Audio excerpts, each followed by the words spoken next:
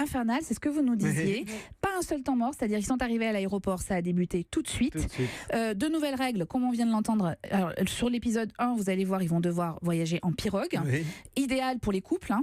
C'est l'assurance d'une dispute, on est d'accord, la pirogue. Exactement. Je me suis demandé naufrage. Je me suis demandé si vous ne deveniez pas un petit peu sadique en vieillissant, Stéphane Rothenberg. Non, mais c'est vrai que les candidats sont à fond et c'est vrai que le programme, ils le connaissent. Hein. Donc, surprendre, c'est la garantie d'avoir des réactions, d'avoir un contenu artistique encore plus fort. Donc, c'est vrai qu'on cherche toujours à les déstabiliser. Essayez de nous embarquer. Si vous deviez nous décrire, par exemple, le premier jour de course, hein, quand ils arrivent à l'aéroport, en utilisant vos sens.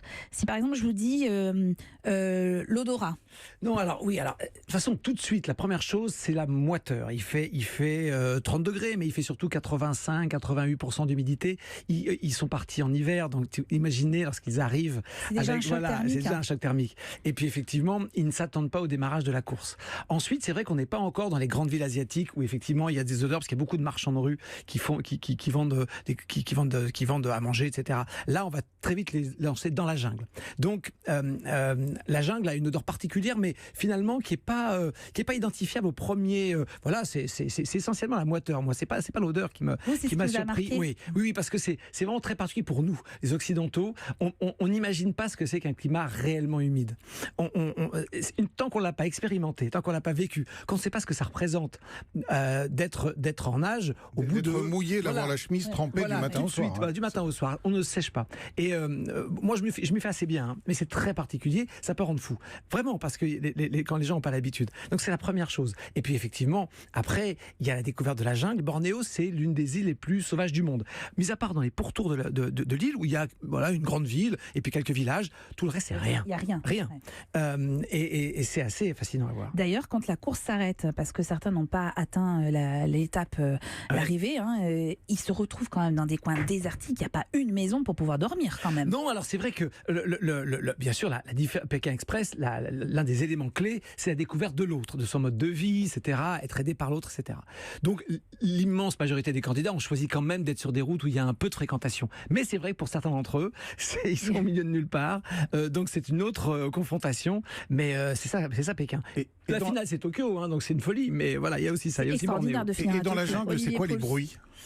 Alors, c'est très particulier parce que c'est assez peu bruyant la journée et tout s'anime le soir. Et ce qui est fascinant, c'est que les preneurs de son, par exemple, vous savez, ceux qui ont la grande perche avec le casque sur les oreilles, prennent peur lorsqu'ils écoutent ce que leur perche perçoit comme son. C'est très impressionnant. À la limite, ce que vous entendez, vous, c'est essentiellement des bruits d'animaux, des cris, des singes, etc. Des singes qui s'engueulent. C'est assez étonnant, les singes qui s'engueulent.